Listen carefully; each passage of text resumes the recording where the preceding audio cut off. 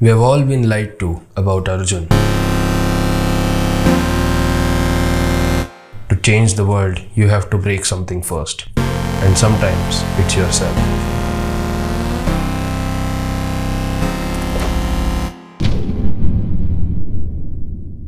The story is when Guru Drona asks every one of his students what they see while aiming at their target, which is a bird's eye. Duryodhan says tree, bird, while Dharmaraj says wind, stone, leaves, and likewise for everyone else, except Arjun. When asked what he sees by his guru, his answer was, I only see the eye of the bird, my target. When Drona asked, don't you see the trees, the leaves, the mountain behind? Arjun was firm. I can only see my target, nothing else. Everyone told us this was the story of Arjun's focus. A focus so sharp on his target that he doesn't see anything else. A focus so sharp that everything other than your goals disappear. And we were all told to aspire to have such focus on our goals. They tell us that his excellence was the byproduct of his razor sharp focus, that he was the best at what he does because he didn't let his mind wander. But what if this was wrong? What if his focus wasn't the catalyst for his excellence, but a mere symptom of some other thing altogether?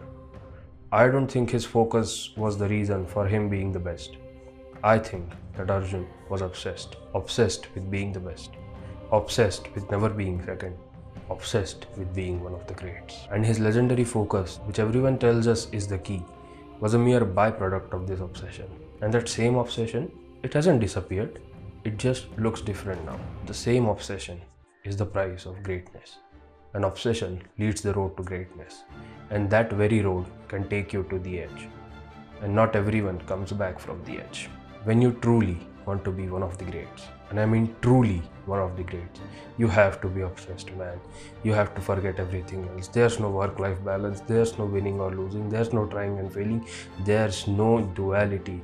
It's just you and your goal. And after a while, even that becomes one. Yes, they have told us about Arjun and his focus for generations, but they never stop to ask, what kind of mind doesn't let you see anything else other than your goals? What kind of mind doesn't make you register your surroundings? What kind of mind blocks out the trees, the skies, the mountain behind? Everything other than your own goal. What kind of a sick and twisted mind that is? An obsessed one, ladies and gentlemen. An obsessed one. To change the world, you have to break something first. And sometimes it's yourself. And here's the thing no one tells you. An obsessed mind doesn't just aim at the target. It forgets why the target mattered in the first place. It forgets the people, the joy, the self. Focus looks noble. Obsession, it consumes.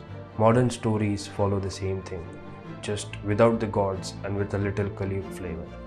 It tells us with music, with pain, with bloodied hands and broken minds, the price of greatness through Andrew and the monster who molded him. Whiplash makes it very clear that this road isn't filled with sunshine and roses. This movie makes you think and think hard about everything, and it doesn't just entertain you, it amazes you, it fascinates you, and at times it even horrifies you.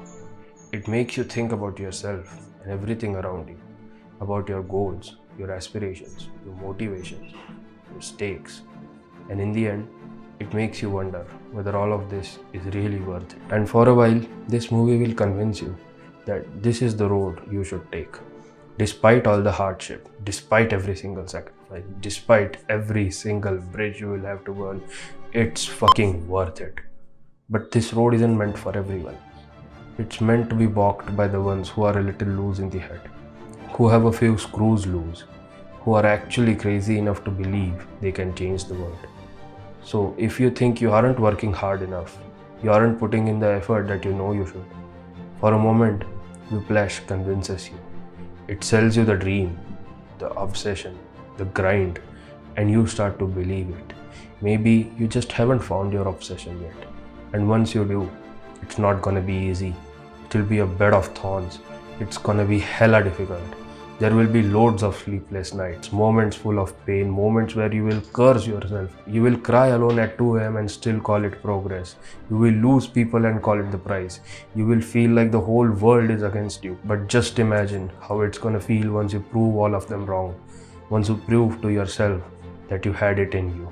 The road to greatness is obsession. And it's not an easy road, but it's damn sure a fun road. And that's what makes Whiplash so dangerous, because it gets you. And that's the trick. It doesn't just inspire you, it manipulates you. This isn't a motivational video, it's a warning. Because obsession feels like purpose until it burns you alive. It convinces you that maybe all the suffering is worth it, that maybe this is greatness. But then it makes you ask the real question. Is it really worth it? Your sleep, your relationships, your sanity. Why do we chase something so violently? Why do we think it has to hurt? And in the end, Whiplash doesn't give you an answer. It hands you a mirror and dares you to look.